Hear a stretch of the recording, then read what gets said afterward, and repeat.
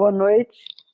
Eu vou começar os meus 10 minutos de explanação sobre a imagem 21, retomando bem didaticamente, duas questões que são postas no início do espetáculo do outro.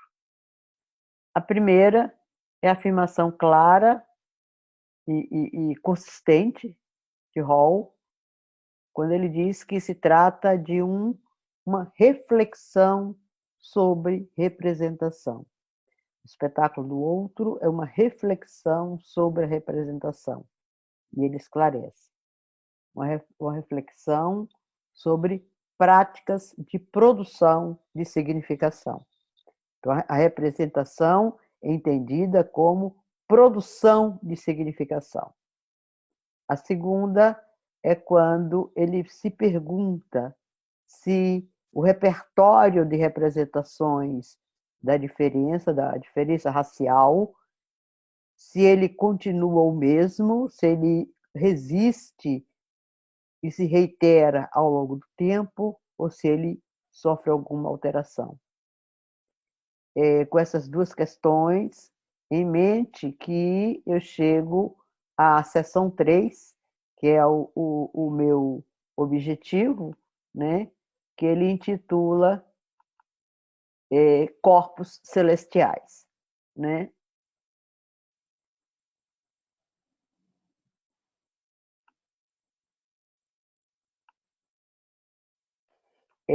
Esses corpos celestiais, né, são abordados a partir também de uma questão, de uma pergunta. Ele fez o Hall veio de uma genealogia longa das representações raciais, atravessou a cultura popular, a publicidade, o século XVII, XVIII, né, o Império Britânico e a plantation, para chegar ao cinema norte-americano nos anos 30 a 50. E aí é que ele faz essa questão.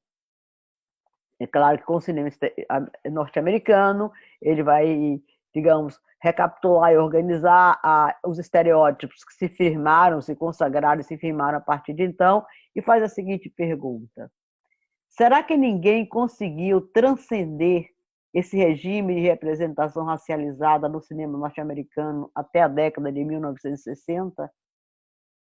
E ele próprio responde: se alguém pudesse ter feito isso, essa pessoa seria Paul Robeson, que foi um grande artista e uma estrela negra entre 1924 e 1945.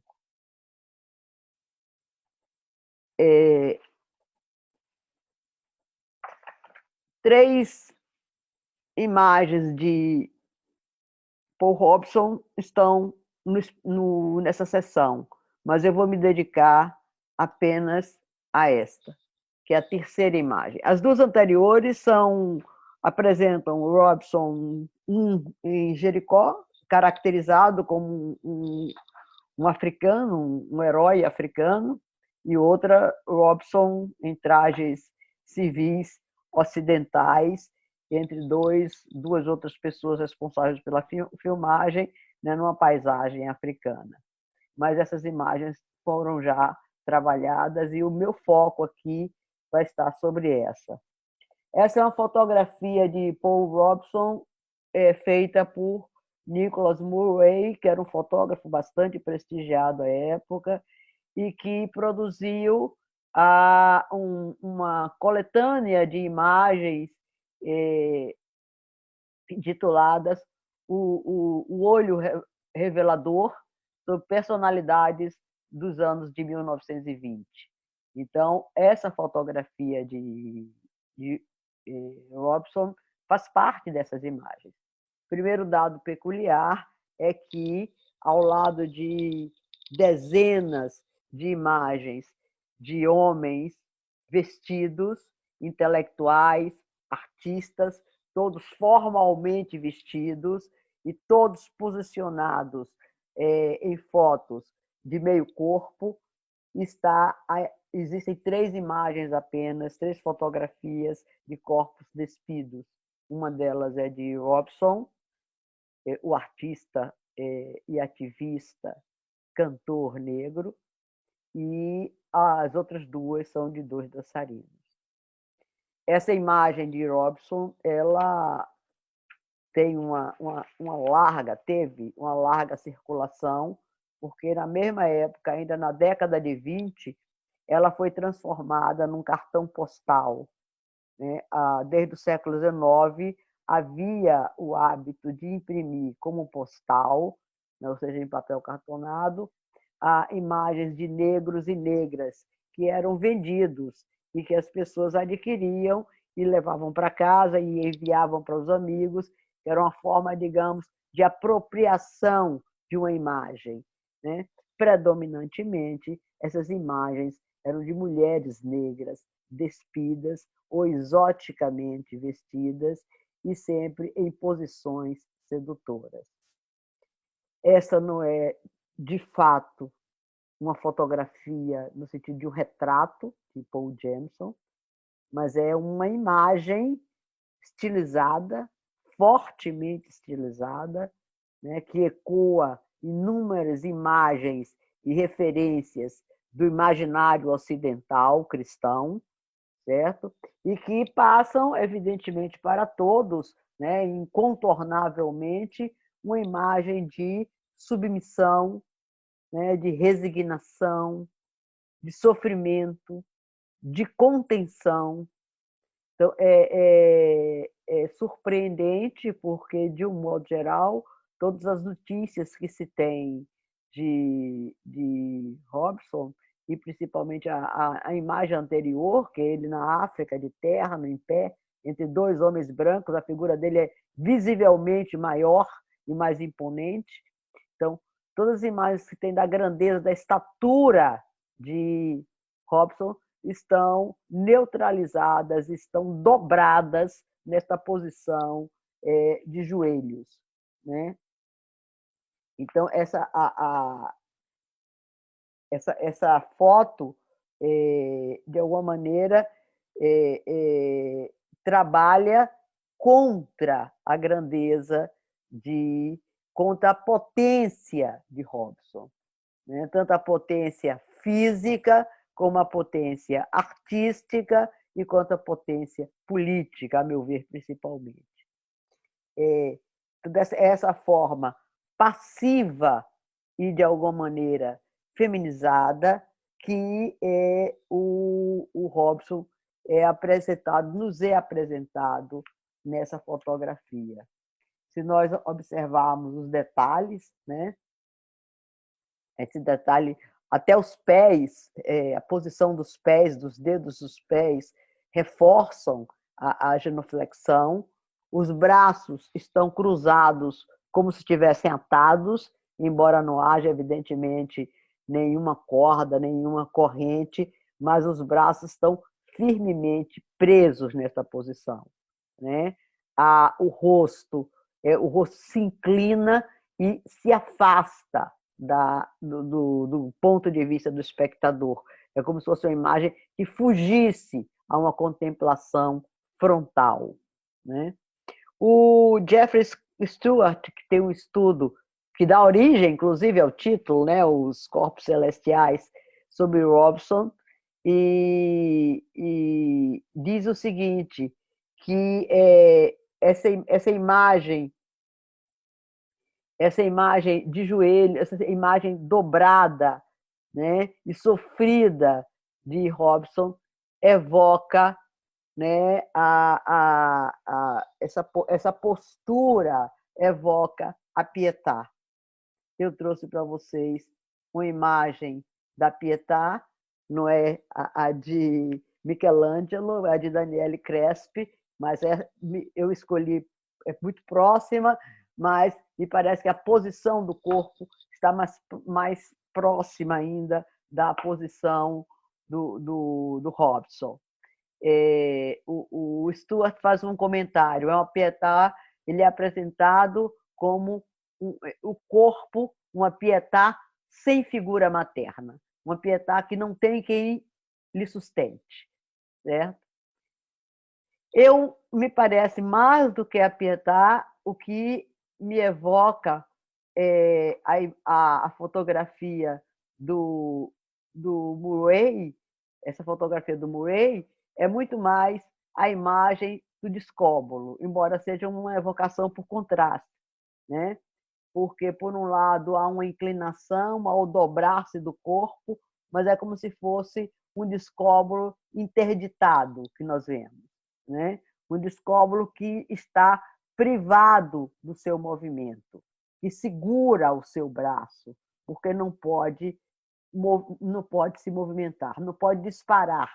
Essa é uma estátua grega famosíssima e ela tem, digamos, aquela harmonia, né, e aquele equilíbrio que é próprio, que os gregos chamavam de ritmo, né, que esse equilíbrio de todas as formas prestes a disparar um movimento. É um equilíbrio que, embora ele esteja contido, ele esteja detido, ele contém o movimento.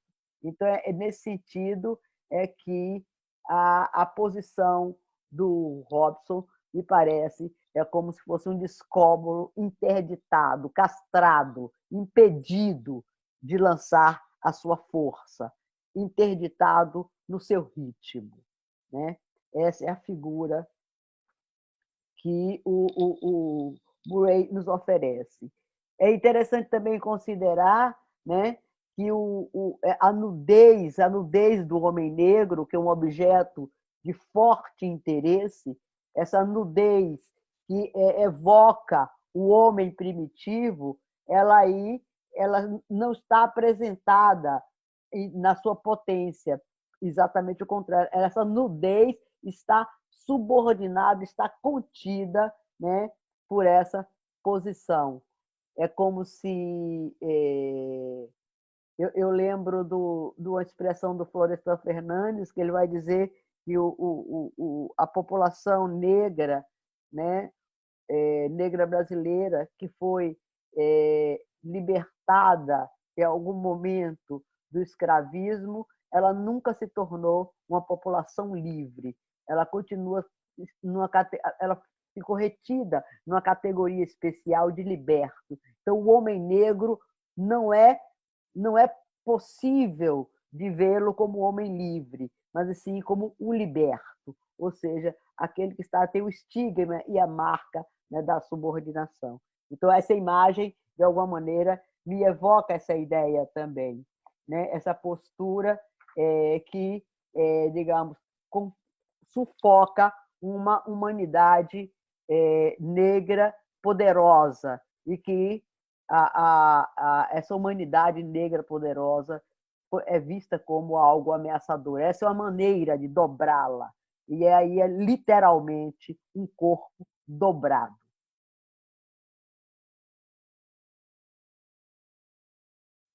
A imagem seguinte, que aí já é uma complementação rápida, ela não está no texto do Hall, mas é uma outra fotografia que o Robson faz, do Robson, feita pelo Nicholas Murray, né? E que também é uma fotografia que convoca, digamos, o imaginário ocidental, né? Me parece a força, né? O corpo, os músculos, a tensão, né, do corpo de Robson parece uma alusão muito clara a uma figura mitológica do Atlas, né? O Atlas castigado por Zeus. O Atlas, eu não sei se na mitologia, o Atlas é um titã, né? E como titã é um devasso, um insurgente que termina sendo vencido por Deus por Zeus. E a sua punição é aguentar a abóbada celeste nas costas. Então, duas coincidências muito curiosas é que o Atlas ele ficou conhecido como um sofredor, né? E ao mesmo tempo o Atlas é uma cadeia de montanhas do norte da África.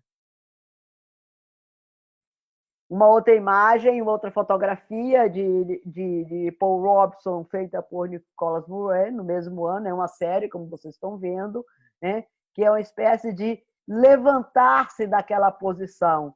Então, se toda alusão, havia uma alusão a uma série de elementos cristãos, né? Da pietada, dos braços em cruz, dos joelhos, da genuflexão, essa posição se desloca numa espécie de erguer-se do corpo de Robeson. Mas o erguer-se não significa apossar-se de sua humanidade. O erguer-se aqui significa oferecer-se ao olhar do outro. Então, a visão do corpo de Robeson despido, as costas, as nádegas, as coxas, elas fazem uma espécie de convite, né, a uma imaginação erótica, né, mas quase pornográfica, de utilização de um corpo, né, que é sugerida. É interessante que, mais uma vez, nós não temos uma fotografia, isso não é um retrato de Paul Robeson, né? Essa fotografia de um corpo negro, né? Que expõe exatamente aquela parte mais privada do seu corpo, aquela parte que o próprio dono do corpo não consegue olhar. Então, é dessa forma que, digamos, essa simulação de um libertar-se, de deslocar um obstáculo que está feito, que ele faz com as mãos, não significa exatamente uma redenção, mas é flagrado no momento simplesmente que possibilita uma apropriação, né, escópica, apropriação do corpo do Robeson. Eu vou passar rapidamente para uma outra imagem, porque não é mais da série de Murray, é uma imagem de Antônio Selemer, que é o negro espiritual. Outra vez aparece um fenômeno, retorna, né, o referencial religioso e a nudez frontal, o corpo inteiro do Paul Robeson fica neutralizado por essa posição voltada para o alto. Então, assim, esse corpo inteiro visível, mas é de um homem que não olha para quem lhe olha, mas que está retirado, digamos, em direção ao céu. Isso é uma estátua de gesso e eu consegui as duas imagens, a mesma estátua, uma imagem frontal e uma imagem de lado, né? Simplesmente para trazer para vocês esse destaque e essa ênfase que é dada ao corpo nu de Paul Robeson. Eu fico me perguntando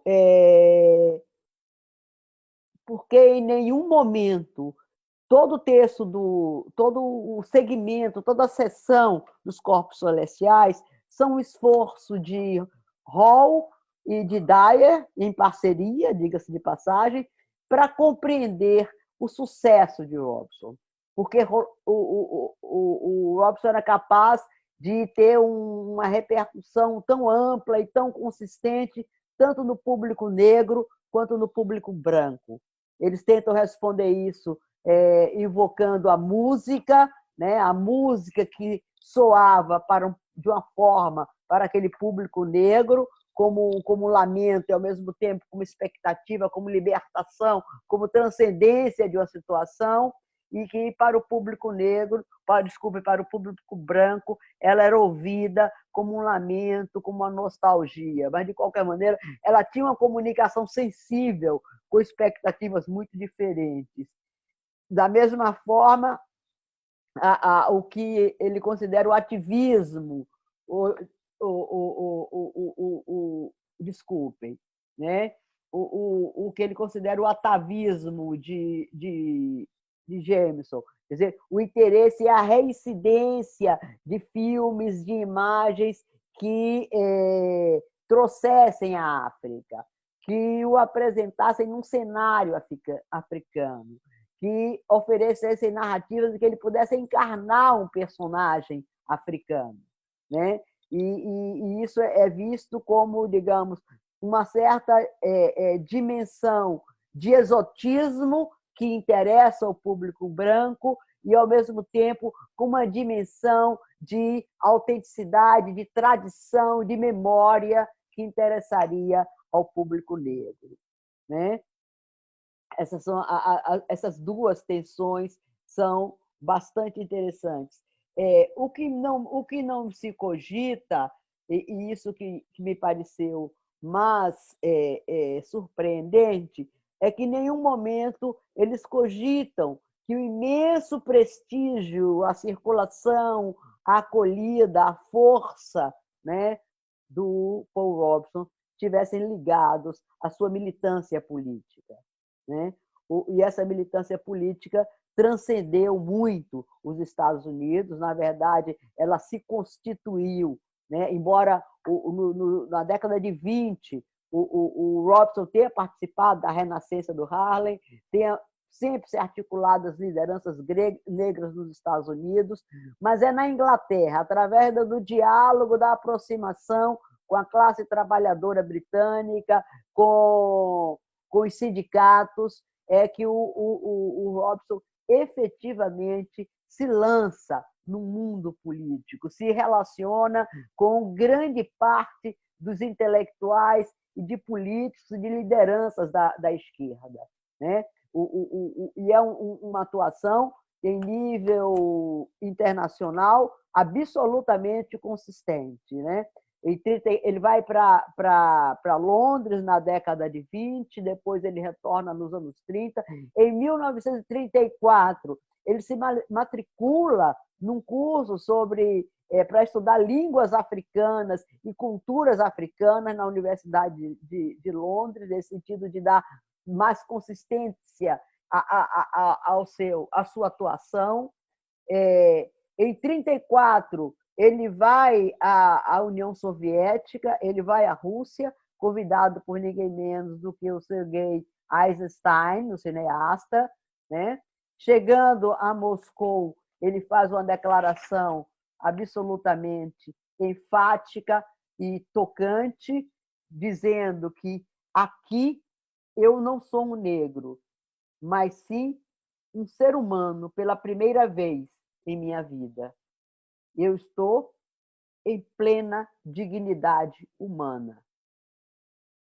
Então, essa imagem minha, isso é uma imagem do Paul Robeson, né? Mas que eu trouxe simplesmente pela evocação de uma frase do Hall, que nós vimos em o Legado dos Culturais, sobre o fardo do homem negro. Então, um dos fardos do homem negro, Paul Robeson, é ter inteiramente apagada a sua dimensão política, quando não estritamente articulada ao movimento negro norte-americano. E o Robeson foi um indivíduo que, nesse período dos anos 30, 40, na Europa, ele teve contato com muitos líderes africanos, dos movimentos das guerras anticoloniais do continente africano, com Nehru da Índia, com líderes chineses em guerra contra o Japão naquele momento. Então, é um homem que tem uma dimensão cosmopolita, né? Que naquela época não se chamava cosmopolita, era muito mais, algo muito mais adequado de ser dito como uma articulação com a internacional socialismo, com o internacional socialismo, né? Em 1948, o Paul Robeson participou do primeiro Congresso Mundial pela Paz, que foi um congresso que reuniu todos os intelectuais de esquerda daquele momento, filiados ao Partido Comunista ou simpatizantes. Estiveram lá Picasso, Jorge Amado, George Lukács, né? o Paul Robeson, entre muitos outros. Vale a pena, existem inúmeras reportagens disponíveis online sobre isso. Então, a minha questão final para vocês é exatamente essa, né? Como determinados estereótipos de representação da diferença racial. No caso de Robson, ele não é um caso de alguém que transcendeu. De alguma maneira, as imagens que foram escolhidas por Hall e por Dyer são imagens que mostram como a grandeza do Robson pode ser subordinada, né, a uma apropriação, a uma domesticação, a uma emasculação, né, que o tornam, que negam, inclusive, apagam, obliteram, silenciam, né, sobre a história de um grande líder negro. Eu vou finalmente só para a título assim, para vocês terem admissão, eu, quando estava pesquisando algumas informações sobre o Robson, eu me deparei com esse fascículozinho da Brigada Marighella, né, publicado aqui no Brasil em 2016, que reproduz uma capa, né, de uma revista de maio de 51, onde nós temos bem aquele estilo da propaganda socialista e que nós temos o destaque absoluto, né, da figura de Paul Robson, o esportista e ativista. É interessante como esse significante Paul Robson pode ser apropriado de maneiras diferentes, em circunstâncias diferentes, por vontades ou forças diferenciadas. Eu gostaria também de, rapidamente, trazer para vocês uma cena que é praticamente o início do fim de Paul Robson. Depois da Segunda Guerra, o Robson volta à Europa ainda, quando ele vai à União Soviética, em 59, mas o Robson termina tendo um colapso, né, e faz uma tentativa de suicídio em Moscou, depois de levar 10 anos perseguido nos Estados Unidos, né, no auge do marxismo dos anos 50, e com o passaporte preso, sem poder fazer todos os shows cancelados na Europa e nos próprios Estados Unidos. Então, depois de anos de perseguição, ele volta à Europa, ele volta a Moscou, e em Moscou ele tenta o suicídio. Ele é tratado rapidamente, é transferido para a Inglaterra, onde ele leva um longo período num sanatório, tomando choques elétricos e medicação, sem nenhuma assistência terapêutica, até que a família consegue retirá-lo do sanatório em Londres e enviá-lo para Berlim Oriental. Eu estou dando só não só a maneira de dar esse fim trágico do Robson, mas dá também a medida da circulação internacional e do apoio internacional que ele recebeu, né? É claro, o Robson não se recupera, ele volta para os Estados Unidos em 61, ainda tem algumas participações esporádicas, né, na movimentação dos anos 60, mas a carreira praticamente se encerra, e embora ele só vá falecer 16 anos depois, 15 anos depois, em 1976. Esse é Paul Robson.